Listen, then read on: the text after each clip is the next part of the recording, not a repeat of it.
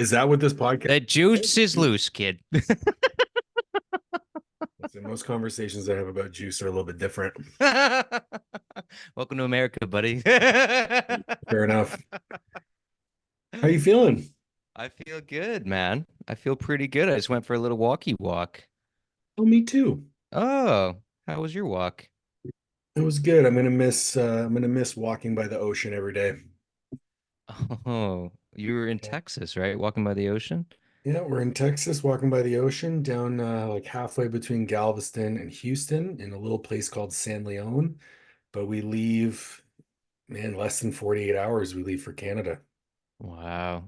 Is it, and it feels bittersweet?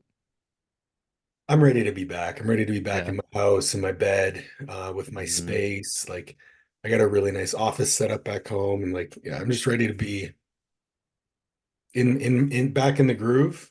We got a really busy summer coming up, so just kind of looking forward to returning to reality. It's been almost like a detachment from reality being down Mm, here.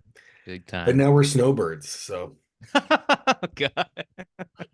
And now I'm 50 years old. I mean, I think at this point I'm closer to 50 than I am to 25. Which is a little scary, right? Holy Getting old. shit. Fuck. Yeah, yeah. Could you be a deer and tell the people who you are? Because I know you as a strong, sexy man who's quite insightful, but I want the people Yeah. to know who you are. So my name is Paul Oneid. I am the founder and head coach of Master Athletic Performance. That's my coaching company that I own with my wife Olivia, and we have five other coaches that work with us as well. And then I'm also the founder and head lead educator at Coaches Corner University, where we do continuing education and CEU accredited courses for personal trainers and coaches looking to up their game. Yeah. Well, and also two master degrees. Yeah, so I have two master's degrees. I have a master's degree in exercise science from the University of South Florida, and then I have a master's degree in sports management from Robert Morris University.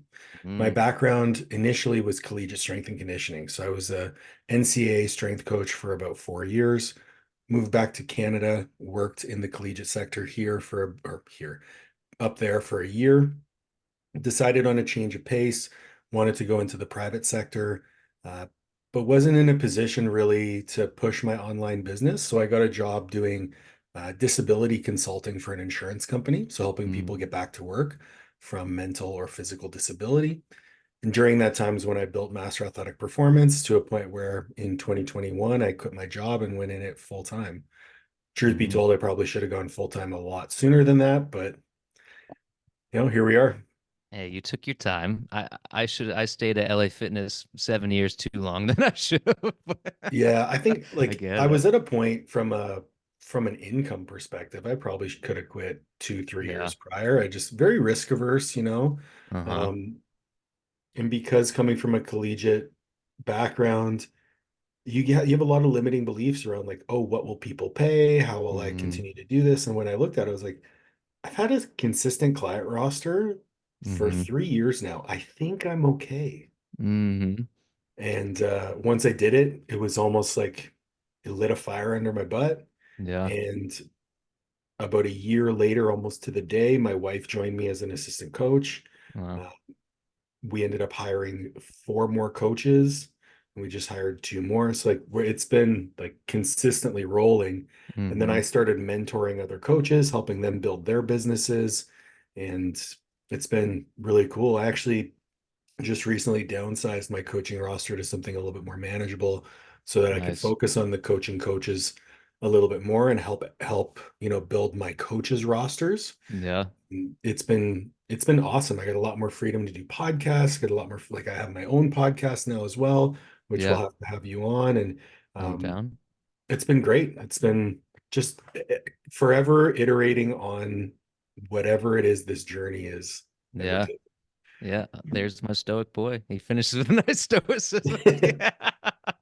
Well, I Guys. mean, Yeah. it's important to have goals. I mean, Yeah. I very much have goals rooted um, in where I want to be. Like, I definitely want to Mm-hmm. be in a position a year and a half from now, when we have our first kid, to be able to back Mm, off and be a present father. And mm, that means that I have to work a little bit more on some different things right now to put the foundation in place that I can step back and continue to earn the income that I'm earning mm. while also being a dad. So just trying to take steps to in that direction every day. Yeah.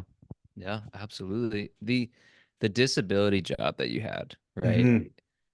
Did you, because I always like to think, and I know you kind of just touched on that. I always like to think that at certain points we're able to look back and be like, oh, I learned this from this, right? And now I can Oh, apply it to this. What did you pull from that job, dude, especially into your coaching? dude, so much, because I went from literally like motherfucking kids in a weight room, Yeah, exactly. right? Yep. Like high performance NCAA Division One NFL prospects, pro athletes, Hmm. to trying to convince Sally that going outside to her mailbox was okay and that she would be safe. Mm, Right? Because I had never really dealt with mental health issues. And I'm very grateful for the company that I was working with. They gave me a ton of education into that side of things, yeah. from the pharmacology to the treatments, like what's gold standard, what's, not evidence-based. And I got a ton of practice working. My caseload was anywhere between 50 to 80 people at a time. Wow. And yeah, it was a very like, I was very efficient at my job, but for some people it was quite high pressure. Hmm. And you just really learn how to speak to people. You Mm, learn how to empathize. You learn how to, implement things like graded exposure. You learn principles of cognitive behavioral therapy. And when you mm, look at all of these psychological interventions or communication strategies, man, it's just coaching. yeah. It's just coaching. And something that I find almost disheartening is this hyper focus on the science, when the line that I always like to use is the physiology only matters when the psychology allows. Oh So yeah. if we don't address the individual first, Mm, it doesn't fucking matter mm. what your Krebs cycle is doing if all that goes into it is Twinkies and Cheetos. You know what I mean? Right. That's so true. So I that job was truly a linchpin for me in being able to speak to people and relate to people, because that was my hmm biggest fault as a coach initially. You're spoiled. You're spoiled with these high performance athletes that just want to be better regardless of how they feel or hmm how their circumstances are, Right. to individuals who literally have no coping strategies, to the point where they can't physically go to work. Hmm. Two opposite ends of the spectrum. Yeah. I love that you had that exposure Me too. because kind of like you said, it's like you were master at the physiology of Hmm. health, right? But there's like and the exposure you had with this mental side, I think that's probably what makes you such a better coach now is that you had these two dichotomies, right? You had a specific time spent with the physiological aspect of coaching, and then you had this, you know, consistent time spent with the psychological aspect, Hmm. right? How have you noticed like that merge together with current clients in terms of, whether it's motivation, whether it's consistency, whether it's adherence, right? I think the biggest benefit that I have is that my toolbox is just very full. Mm-hmm. So, regardless of the personality of the athlete, the motivation style, I'm able to kind of, I don't want to say be a chameleon, but I'm able to adjust my approach, because I'm Mm-hmm. always still going to be me, Right. right? I'm a very principled individual. Um, I believe that motivation is something that is temporary and fleeting, and we need to get past it at a certain point. Right. But the way that you communicate that to somebody, the way that you structure a plan to allow them to progress to that point, Mm-hmm. it's going to be different. And because I Yeah. have such a robust toolbox now, it allows me to cater to a wide range of people. Whereas before, I mean, I've said it's flat out in the past that if you're not committed to your goals, I don't want to work with you. Mm-hmm. The problem is that's a very limiting way of looking at things, because Yep. every single person who comes to you and pays you their hard earned money is committed to their goals. they Mm-hmm. just don't know what that level of commitment means or looks Right. like when they do it. Mm-hmm. And it So might be true. different. Like everybody's path is different. You might have somebody like I've had clients like I had a client, he just left working with me because he's completely fine on his own, which is Mm-hmm. great. It's like the best thing ever as a coach. Mm-hmm. It's He the lost goal. 80 pounds in a year. Wow. That's amazing. I didn't do anything special. I think I adjusted his diet 3 times, Right. but he's just consistent. He had a very strong why. We always dialed into that. And that's somebody who I know will be maintaining his weight loss for the rest of his life. Mm-hmm. Then you have other people who they lose 20, 30 pounds, hit a mental roadblock, go through some stressful events in their life, revert to those old coping strategies that center around food. They Mm-hmm. relapse. You go through that song and dance a few times. Mm-hmm. It happens. Mm-hmm. I do like to take ownership over that process though, and I definitely feel that on a personal level when a client can't be successful. Oh yeah. And that's a me thing. Mm-hmm. But having that robust toolbox, like I honestly never run out of strategies. Mm-hmm. Yeah. I think that's so true. And I think most coaches who actually want to help people, they always feel it harder when a client doesn't succeed or Mhm. rebounds or in their eyes they think they fail. I think any good coach feels that. For My sure. my my question for you, because I love that speaks a lot of my journey as well. I love the dichotomy of physical fitness and mental health, right? Where the place where you're at now, it's very clear to see that you have put a lot of thought and a lot of work into your own mental well-being and then Mhm. also your own physical fitness. What was the freaking catalyst for you? Like were you kind of always this way or were you like No. meathead, then the big moment and then change? Um, it's gonna go deep, man. Yeah, that's where we go, That's where we're baby. gonna Take it go. up, take Okay, it strap in, folks. up. Um, so I was a fat kid when I was growing up, always a pretty good, like very intelligent, but I was never a good student. Um, and I always felt as though my worth was tied to achievement. So Mm, very much driven to achieve, achieve, achieve. Ended up, going through high school. Even though I was very overweight, I was still a standout basketball player. Ended up playing college basketball for a year. Knowing now that you've would have seen me, never guessed you'd be a yeah, I know. basketball I used to be able player. to dunk. Oh shit. Yeah, yeah, 5'10" could dunk. Um, I decided against that, decided to get into strength and conditioning, just achieve, achieve, achieve, 2 master's degrees, dream job, and then went through a very stressful period of my life where I kind of had to look in the mirror and say, like, this isn't for me. And Mm, that was the first time I went to therapy. I went to therapy for about a year and ended up quitting my job. That's when I transitioned into the disability work. mm, That's when I left a relationship that I was in and kind of revamped my whole identity. mm, Continued along a better path, but a similar path to the point in 2019, was in just a very unhealthy relationship. I had to look in my eyes again, or look at myself in the eye again and say, like, listen, you're not living true to who you are. And at the point, I didn't know who I was.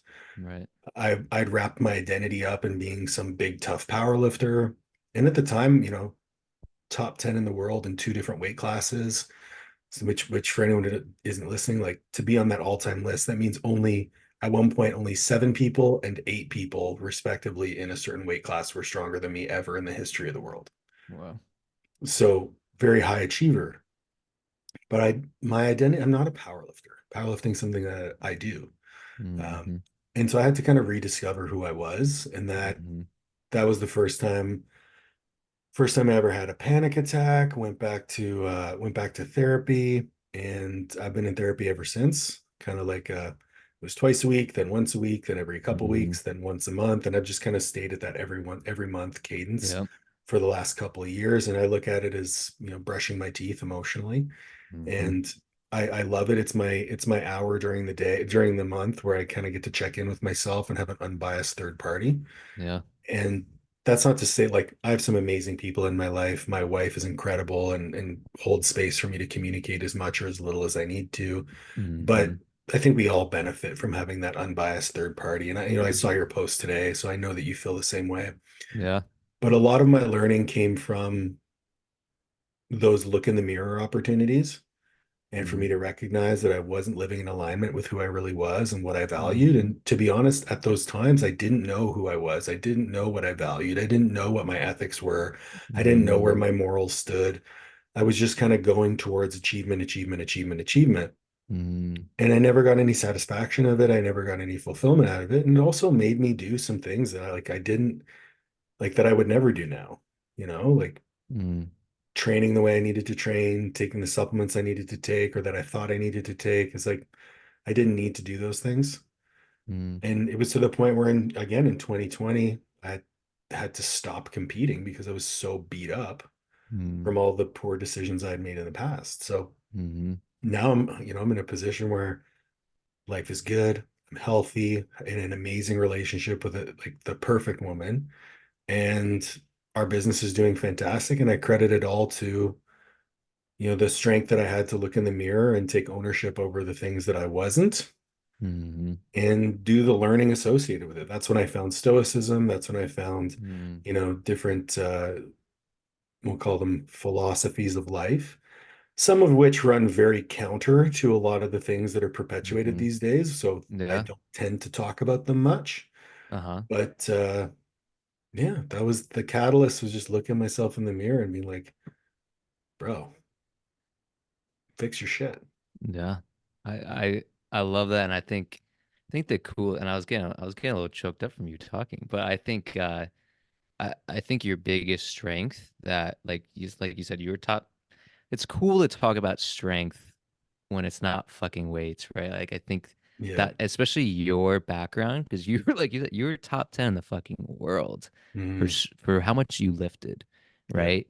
But you basically just said the biggest weight you ever lifted was yourself, Oh, for sure. right? And that is like, to me, that's the most beautiful thing. And you know, I think that's your biggest strength, is like your vulnerability and your ability to sort of take off your armor and say, well, who am I underneath all this? Right? And how do I I even want to have move forward? armor tattooed on my arm. Do you? Yeah, it's I love armor. that. I love that. So there you go. And I think that's the coolest thing, is like your ability to take that off and be like, Mhm. who am I? Where am I trying to go? How am I trying to get there? Who do I want to bring with me? Right? And what do I need to really work? And I think those are like the dude, that's a fucking life question right there. Right? Like Oh, that is for a huge sure, turning man. point. And like, listen, I'm a big believer that the purpose of life is service. Okay, Mm, so if you can do something with your life that serves others and brings other people along, mm, you're going to be fulfilled. Like, what's the mm, first thing that you like? I know for me, the first thing when I'm feeling down, I try to do something nice for somebody else. mm, Immediately turns your day around. mm. Luckily for us, we get to do that every single day. Yeah. Not only that, I think the highest service is when you help others reach their highest potential. Mm, And it might sound silly that we're on like a podcast as two health coaches talking about helping people lose weight or helping people get stronger, or helping people mm. perform a little bit better. But that's the process of self-actualization for that person, right? To Yeah. become the best version of themselves. And Mm, when you devote your life to doing that, it brings you so much joy. mm. And it only brings you that joy when you expect nothing in return. Yes. So when you get into coaching and you're focused on, I want to coach the highest performers and I want to do all this, that's a very selfish goal. Mm, Your job as a coach is to make someone else the hero of their own journey. mm, That is inherently, you know, pouring into someone else's cup. mm, Here's the dichotomy there is that you live a life of service, but that's actually very selfish because it makes you happy. mm. Interesting. Yeah, yeah, yeah. right? So if you think about it like that, like you are benefiting yourself when you bring other people up. Mm-hmm. Not only Yeah. that, if we want to think on a grand scale, if Mm-hmm. I help other people be healthy and then those Mm-hmm. people help other people be healthy, that ripple in the pond extends. Mm-hmm. So when I Right. coach coaches, that's what I'm talking about. Mm-hmm. Now, if we want to try and fix all the problems in the world, if everyone started helping bring each other up rather than giving them handouts, Mm-hmm. we'd be in a lot better of a position economically, globally. Sure. Yeah. But we're so focused on giving to others rather than teaching them to do for themselves. Mm-hmm. I think we're in a really nasty position. Yeah. Well, I think, and I always like to play devil's advocate too, because I Yeah, think sure. that's the only way you can see all perspectives and all that too. And before I say that, I'll say this. One of the quotes I have right in front of me that I heard not too long ago is service to others is the rent we pay for our room on earth. Right. Like, And so I very much feel what you're saying. And I also mhm, think it's true too. And you've probably experienced this too. It's where, if we only put in service to others, then sometimes that's a coping mechanism for oh, for ourselves sure. as well, right? And I think finding that balance of I need to give without, any sort of reciprocation, right? I need to Mhm, just give and not expect anything, while also saying hey, I need to give to myself as well. for sure. And when we say that, it's not like materialistic things, but it's going like you and I just did, going for that walk, Hmm. right? It's therapy, it's meditation, it's learning something new, Training, training, nutrition, right? Your reading, hobby, right? all the stuff that you do for yourself to feel like a human being. Mm-hmm. And I think, okay, listen, I'm not going to sit here and tell you that I could do everything on my own and I don't need anyone's help because Mm-hmm. that would just be disingenuous. Right.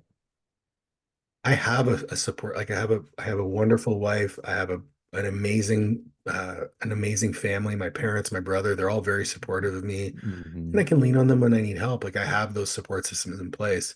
Mm-hmm. But pouring into my cup, in my opinion, is my job. Yeah, And even exactly. in my work, I cultivate it. Like, we traveled this past week to go to Coaching Con. I'm driving home this weekend, and then I'm going to Virginia next weekend. Like, so I'm taking some time off work Mm-hmm. to reach. Like, I'm giving myself that gift of time, Mm-hmm.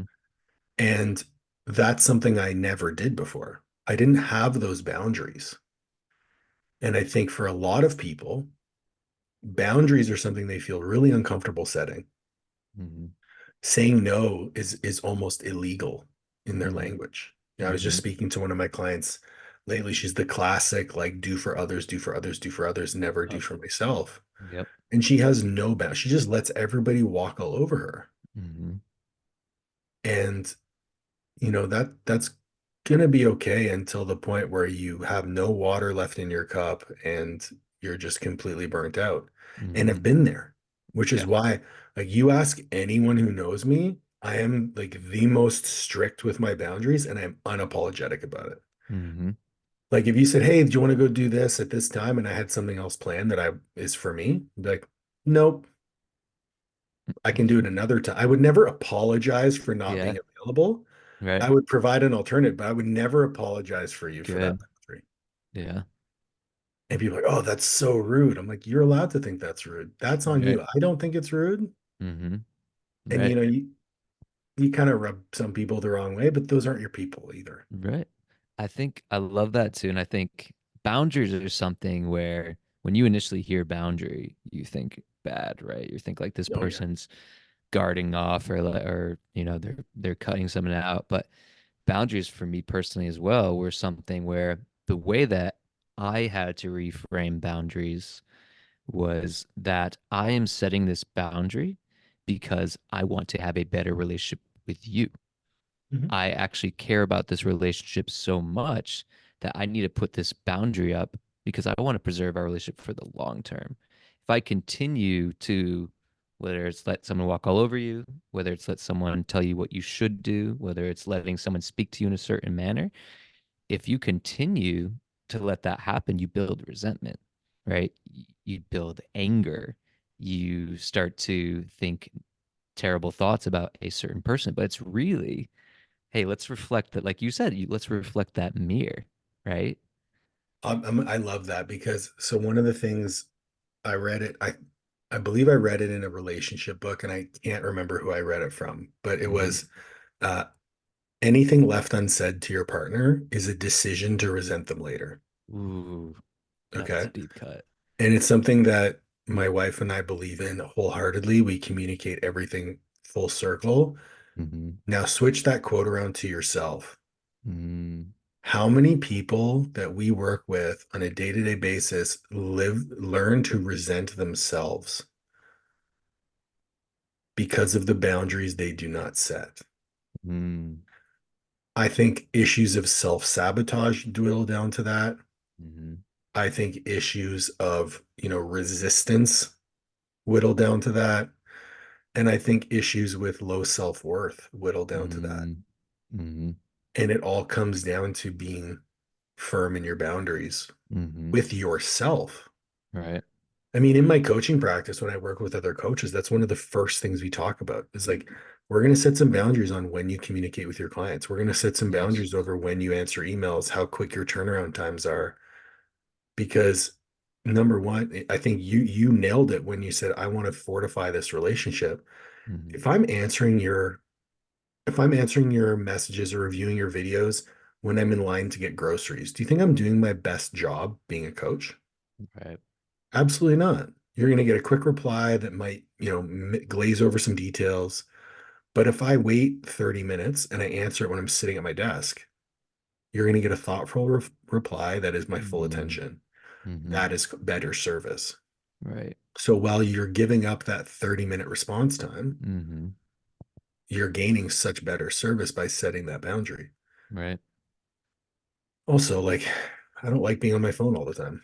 Yeah, that's fair. I even I think, have the folder that all my social media is in on my phone. Like, how you can organize your icons yeah. into folders is called brain cancer. Do not open. I love that. I actually, and to touch on that quick, you have the option to delete the apps from your home screen. So Mhm. you actually saw one of my boundaries in Yeah, person yeah. at Coaching Con. I have a time limit on my phone for social media apps and also like at a certain time at the night where I can't get on to those apps, right? And I also deleted those apps from my home screen. So it's not like, first thing people do, they open up their phone, it's like a habit. I'm just gonna open up Instagram. I'm gonna do this to get there Yeah. quickly.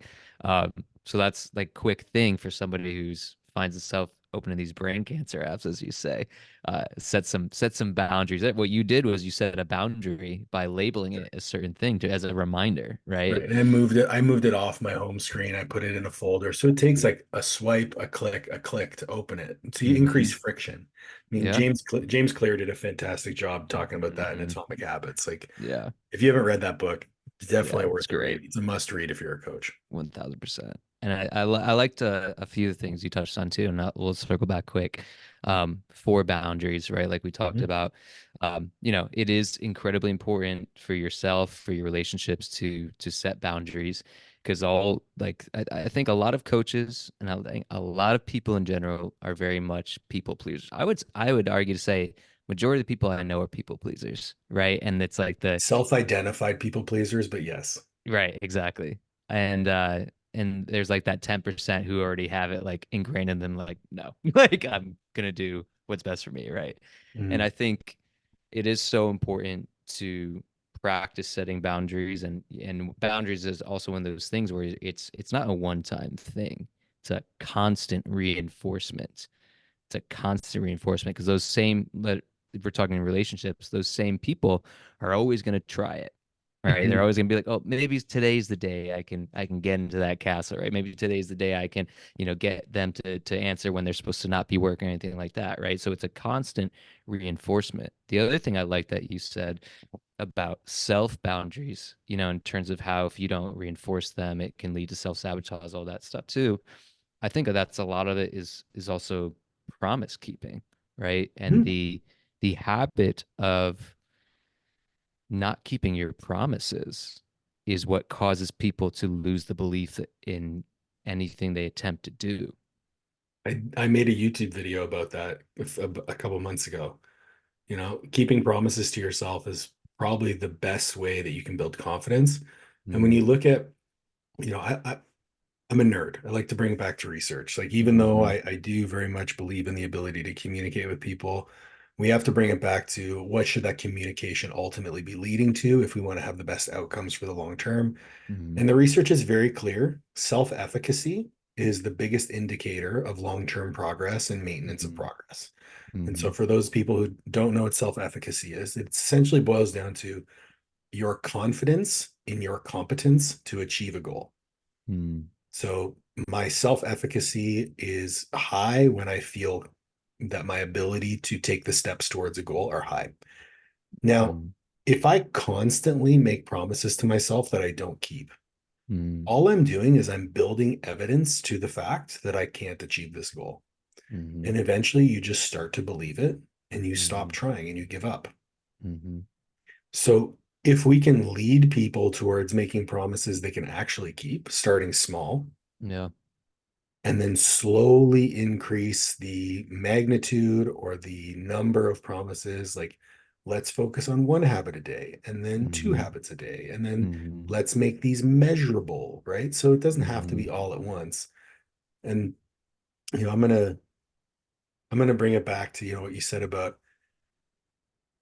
being a people pleaser and how I corrected you and said most people are self-identified people pleasers. Mm-hmm. I feel the same about the word people pleaser as I do about the word perfectionist. Mm-hmm. So if you're a people pleaser, you would be constantly acting with the goal of pleasing everybody. But when most people are people pleasers, they get paralyzed and do nothing. Exactly. So it is a friendly label that masks procrastination. Mm-hmm. Same thing with perfectionism. If you were truly a perfectionist, you would be iterating and iterating and iterating and iterating and iterating, trying to be perfect when most people who are perfectionists do nothing. Mm-hmm. So you're a procrastinator. And where does that come from? It comes from your lack of self-efficacy. You're Mm-hmm. not confident in your ability to perform the task. So you call yourself a perfectionist or a people pleaser because that masks the fact that you're coping. Mm-hmm. I love that. I think to touch on that is, there's a great book. I don't know if you read it, called Daring Greatly by Yep. Brene Brown. Hmm. Amazing book on She's great. vulnerability, all that. She's amazing. The something that she says when it comes to perfectionism is that perfectionism is really just shame and guilt wrapped up in a pretty bow, Yeah, I right? totally agree. Right. So your seeking of perfectionism is really just trying to mask the shame and guilt you feel towards trying to attempt this thing. And then there's another way to look at perfectionism that, a lot of monks believe when it comes to perfectionism is essentially perfectionism is bullshit. Because if you really think about it, in this world, in nature, in people, there's nothing you can point to that's perfect, right? I Nothing agree. you can point. Everything has imperfections. Everything has its faults, right?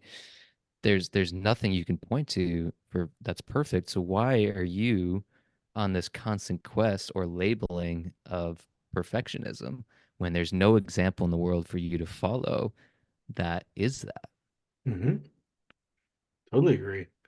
Um, I truly believe that most people just don't spend enough time getting to know themselves. Mm-hmm. And there's so many things in our life that will bring our attention away from ourselves, bring our attention away from who we are, what we truly want, what the incentive structures are in our life that lead us towards certain things and away from others. Mm-hmm. And if we did just spend more time quiet Mm-hmm. and spend more time in reflection, I think there are so many veils that will be lifted over these things that you never even thought affected your happiness. Mm-hmm. Um, and I mean, I'm guilty of this as anyone else. Like, I'm a workaholic for sure. I love what I do, but I definitely get wrapped up in my work a lot. Mm-hmm. So I have to cultivate time away from it. Like when I met my wife, I was working like probably 16 hours a day, 17 Oh hours a wow. day. The only time I took away, like I was sleeping about 6 to 7 hours a night, training 2 hours a day. The rest of the time I was working. Mm, And if I didn't cultivate time away from, I remember actually, so she lived in Toronto and I lived in Ottawa. So it's about 4.5 hour drive. And I made that drive when we first started dating. I made that drive 12 out of 14 weekends in a row. wow. But I booked all my calls for the week during that drive. So even while I was driving, I was still working. Wow. Yeah. And I just realized I'm like, this isn't the move. Mm, Especially now that I have a person whose love language is quality time. mm-hmm. I can't be working Mm-hmm. 24/7, 365. Right. I can tell you right now, my coaching has gotten infinitely better since I took time away from it. Mm-hmm. But Mm-hmm. that's tough to convince people of, especially young coaches who, maybe they're broke, maybe they're, Mm-hmm. trying to build their roster. To Right. tell them to work less, Yeah. miss me with that, man. Right. That's so true. And I think, but you know what though? I think I'm a big believer that we need to like one person's extreme is another person's like season of life, right? Where Right. it's like for you, at one point it was probably necessary for you to go to that extreme of Oh, working right so now it's much, necessary for me to do that. right? Yeah. Right. Yeah. And I think that's the cool part. It's like obviously you can listen to us who's been through the experience, right, of working way too fucking much and realizing or missing the big point in life of like, hey, this is what I'm actually working for, that I'm actually Mhm. the ironic part is I'm missing because I'm stuck on my computer or I'm stuck at the gym, right? And I think that's you really like it's like the dad who tells their son like don't do this, I made this mistake, and you're like as a kid you're just like yeah yeah yeah, it's like I get it, right? But until your hands to the stove, that's when you're like oh fuck. That's what you were talking I about. am such that person though. Like every mistake I've ever made in my life, I've had Mhm. someone be like, "Yeah, you probably don't want to do that." I'd be like, "Fuck Right. yourself, buddy. I'm okay." Right. Like everything. So I mean, uh, I get it. And if you learn that way, hmm. I just hope you're built different and have some Yeah. some good connective tissue, because I Hmm. definitely didn't. Um, Hmm. but I mean, at the end of the day, what we're trying like, there's no such thing as failure. Hmm. And I think the more people start to understand that the only time you can potentially fail is if you give up. Hmm. And even then, as long as you give up and try something new, it's not really failure, it's just a pivot. Yeah. So true. Failure, everything ends. Your life is going to end, right? That's the only two guarantees in life, death and taxes. Hmm. So as long as you're just trying to be the best version of yourself every day Hmm. and doing your best to avoid paying your taxes, Hmm. uh, the IRS doesn't listen to this podcast. I said avoid, not evade, That's right. That's right. right? Let's Avoidance is clarify. okay. Evasion, a crime.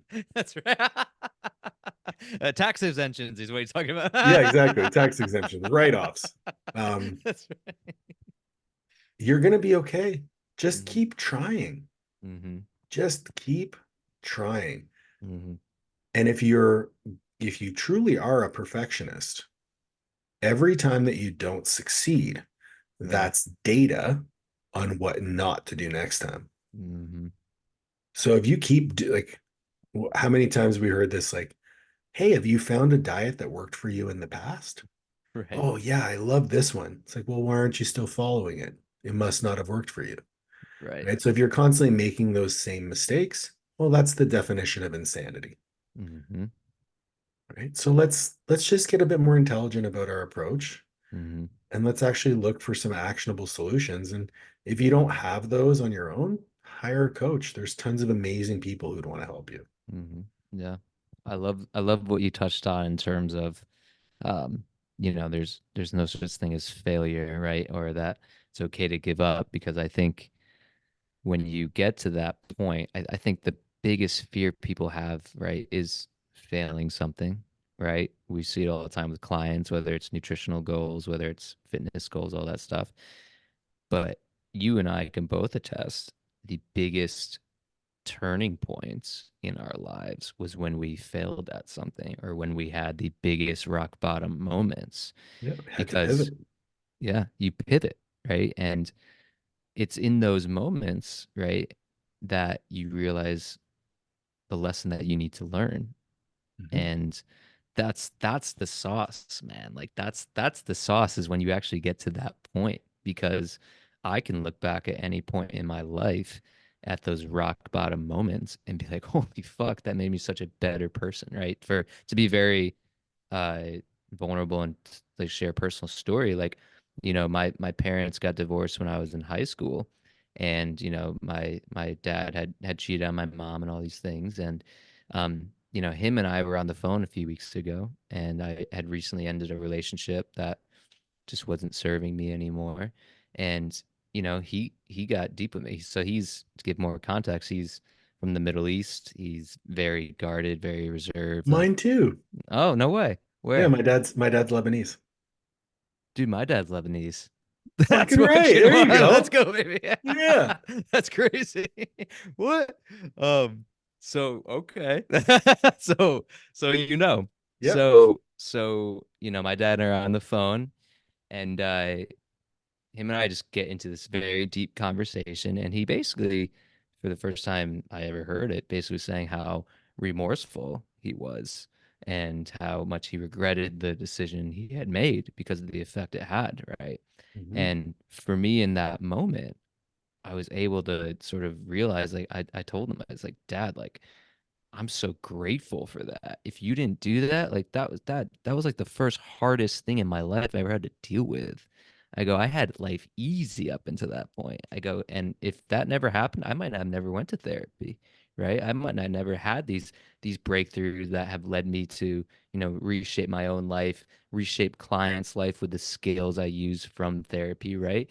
And and in that weird way too, and I was talking about this with my therapist the other day, is that was me also forgiving him, right? Yeah, Which for sure. is super super important in terms of any relationship. But yeah, man, I totally get how like those give up moments and those failure moments, they actually are like the biggest things that we need to grow, right? That's life hypertrophy right there.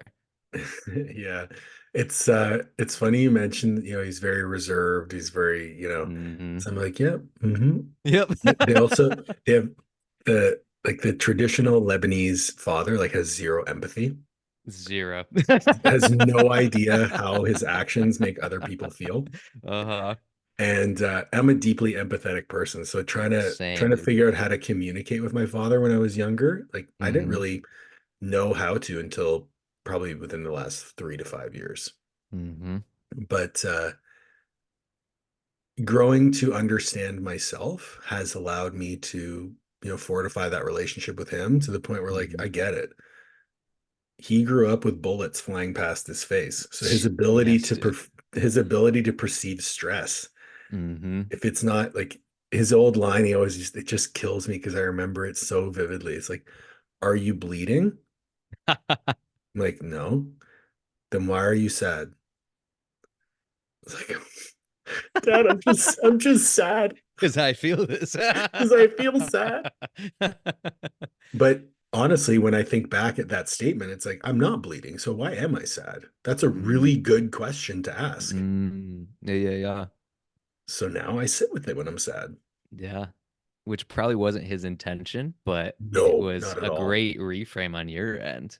I'm a professional devil's advocate and reframe Yeah. artist. Yeah, same. I love that, dude. That's so that's so funny because So my random. my dad would tell me same thing, dude. He would tell me like, yeah, we used to sleep with like AK-47s and like rocket launchers under our bed. I was like, what the Yeah, my fuck? dad was an artilleryman in the Civil War. How old's your dad?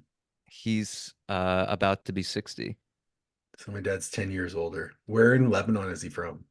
Right outside like Beirut area. Oh, so my Begins with dad's a from the D. south of Lebanon. Yeah. That's I wonder if they're crazy. friends. They could be, dude. They That'd be could so be. funny. That dude, that's so wild because it's something too I didn't realize that was a thing, right? Because I grew up because I don't know if your mom like Canadian, like My she was mom's born white, yeah. yeah, dude, my mom's white. And like I get my empathy and my emotions from my mom. My mom was the one that wore all her heart on her sleeve, right? My Mhm. dad was the very reserved, but he was the like financial supporter and like the sort of brought home all the bacon, all that stuff. And it's funny the dichotomy of growing up because I never realized that. I thought that was just my dad. But when I talked to other people whose parents were Middle Eastern or anything like that, it's like that is just what it is, right? And Mhm.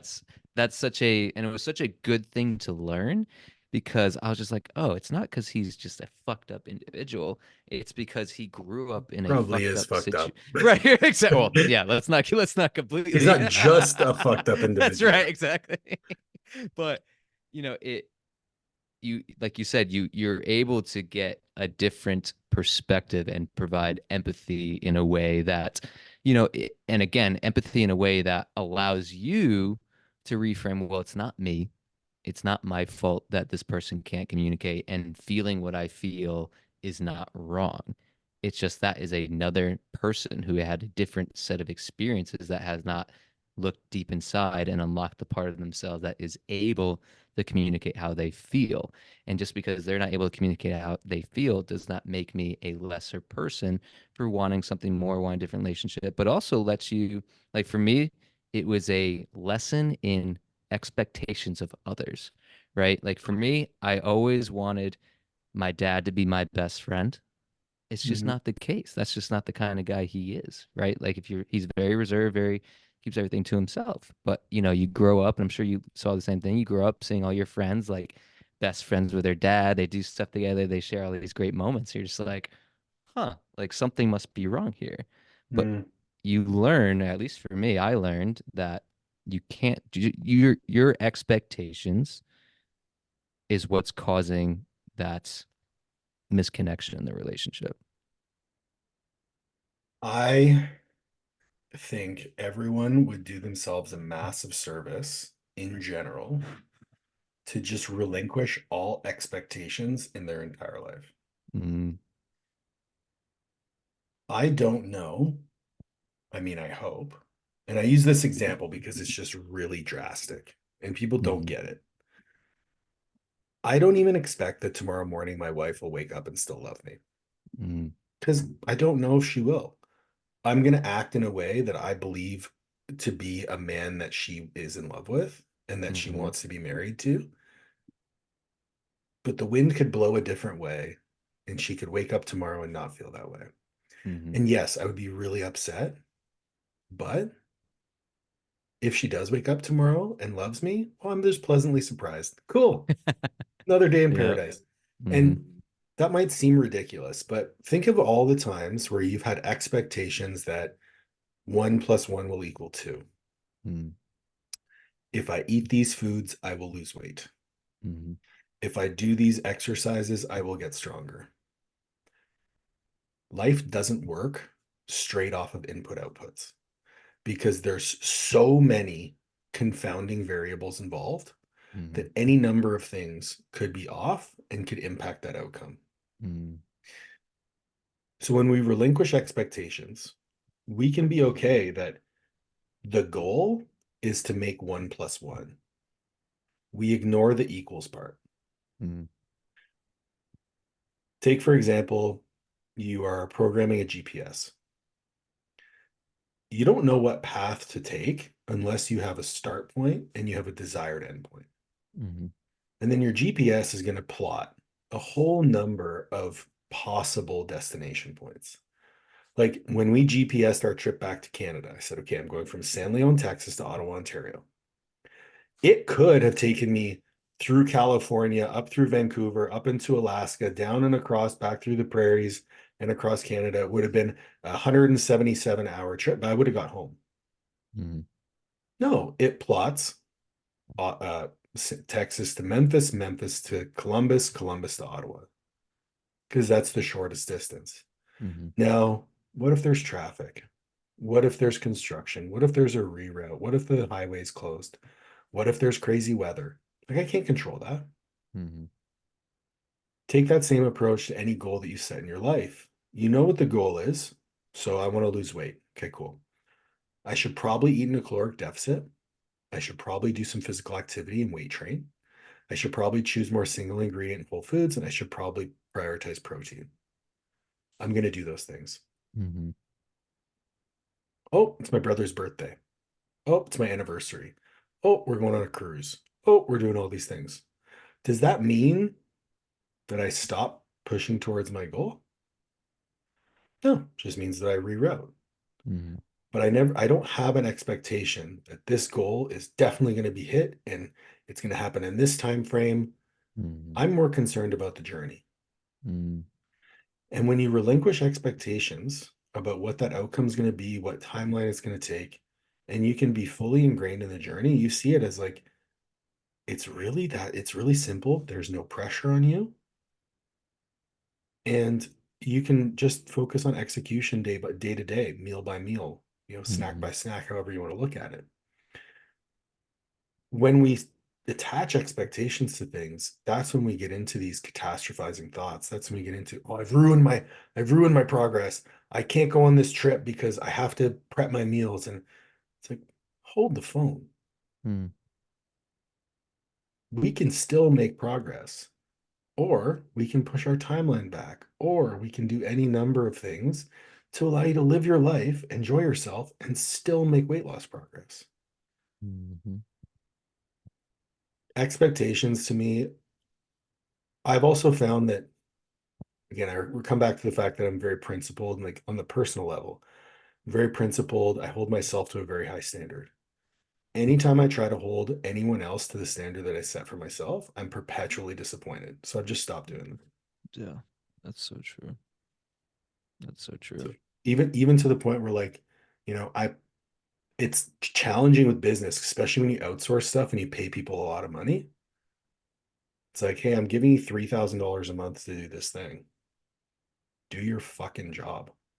Mm-hmm. But I can't control what they do. I can only Mm-hmm. control where I put my money. So if they don't do their job, I leave. Mm-hmm. I find someone else. Mm-hmm. So I mean, that's a very long-winded answer, but that's how I feel about expectations. No, I think, I mean, it's the age-old saying, expectations kill, right? I think for That's it's aggressive, but yes, like they murder. fucking chill. I know, coming from me, they kill, man, they kill. But I mean, I think it's so true, and I think that's something, we often relate that to fitness, right? Nutrition, all these things. But I think for me, as much as I had preached it to fitness, nutrition, understanding, like, yeah, there's no deadlines for this shit.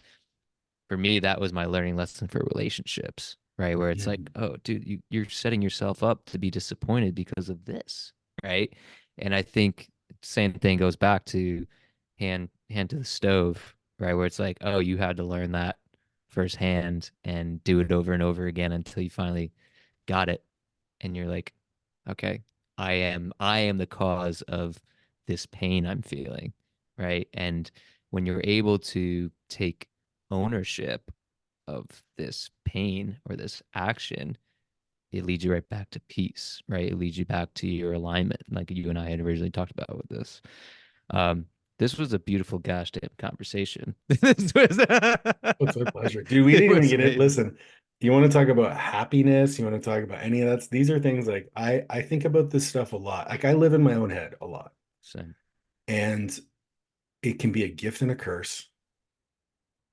But more than not, the more time I spend alone and with my thoughts and putting them on paper and actually like I find writing to be incredibly cathartic. So I do a lot of journaling, I do a lot of writing. I cultivate time every day to write. Mhm. And sometimes it's about health and fitness, sometimes it's just about life. Like I wrote an article about happiness, I wrote an article about keeping promises, about man, about service, and Mm, all these things are opportunities for me to hash through my thoughts. So if there's mm, one piece of advice I could give to anyone who listens to this is like just spend more time with yourself. mhm, Because do you want to go through life not knowing what truly being fulfilled feels like? Because I was on that path.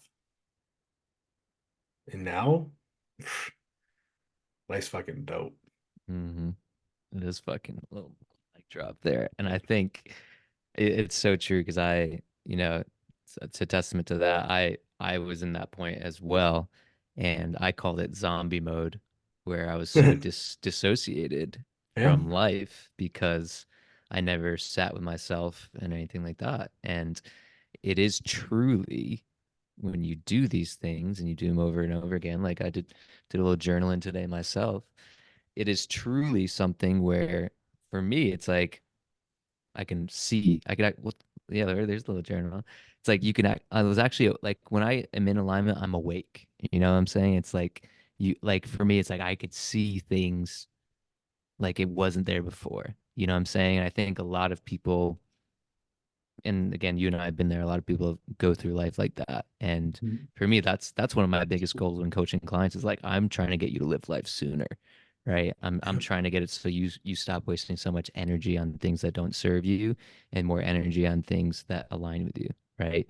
Um, I want to ask you one more question. And of Sure, course, man. it's a deep question because that's what we do. Yeah. So the name of this podcast is called These Little Moments Podcast. Okay. Give you context, came up with that because, years ago I went to a seminar, Jordan Side seminar, and everybody was being very vulnerable, sharing like, what they struggle with nutrition, people who are binge eating, things like that. I felt very called in that moment, like my intuition's like speak, right?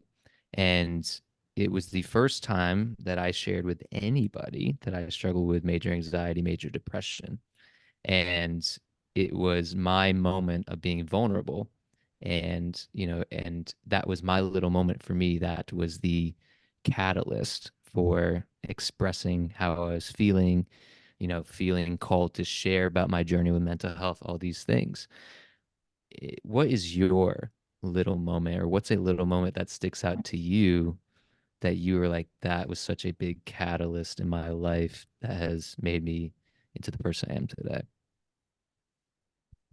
Hmm. I I don't know because so how old are you? 32. 32. So I'm 5 years older than you. There have been a lot of little moments. Mm-hmm. Like there was, the moment when I decided I wasn't going to be a basketball player anymore. There was the moment when I decided I wasn't going to be a strength coach anymore. There was a Mm-hmm. moment when, I decided to leave a marriage. Like there's Mm-hmm. been a lot of points in my life that have been catalyzed that have catalyzed a ton of change. To whittle it down to one moment that had like the biggest impact on me, I don't think I don't think it would have been possible to see how important this was without going through all those hardships. But I would say meeting my wife was probably the Mm-hmm. the biggest catalyzing moment for me because our first date was it was during COVID, so it was a 4 hour walk through downtown Toronto. Mm-hmm. She was in prep, so we ate like Tupperware meals in my truck. And I literally verbally and emotionally dumped on her for like 4 hours. And she was like, okay,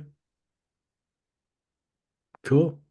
Like totally fine with it, totally like on board, open communication from there. And I think having the realization that I could have a partner in my life who held that kind of space for me Mm-hmm. and also poured into me the same way that I was willing to pour into her. I just look at all the changes in my life that have come from our relationship. Mm-hmm. I'm like, I'm a different person. Our life is completely different. in all of the best ways. But that was the like almost like the final catalyzing. It was like a Mm, crescendo of catalyzing moments of like yeah, shit, shit, shit, amazing. yeah, yeah. So that's yeah, that's probably the little Uh, moment for me. I love that, and I appreciate you sharing that because I think that's something, again, I can relate to a lot going through my own journey, realizing that, you go like, especially if you're, for me, my big thing was like, oh, I valued sex way too much. I valued physical touch too much. Mm, But when you do a lot of the deep dive work, for me, it was I just realized I just want a safe space to be myself and to share what I feel, right? And I love that that's what you noticed that you needed most, and how that constant safe space has allowed you yourself to continue to grow yeah, and feel more comfortable doing that and sharing that with others. So I appreciate that. I think my this is pleasure, a man. amazing podcast. Where can people find you? You want to get in touch with me at Paul Oneid on Instagram or www.masterathletic.com or at Master Athletic Performance on Instagram or at Coach's Corner U on Instagram. Let's go. The man, the myth. A little round of applause there to my Curl Habibi, your my fingers, Lebanese bud. brother. Thank you, brother. And we'll Thank see you you. guys in the next episode. Wow.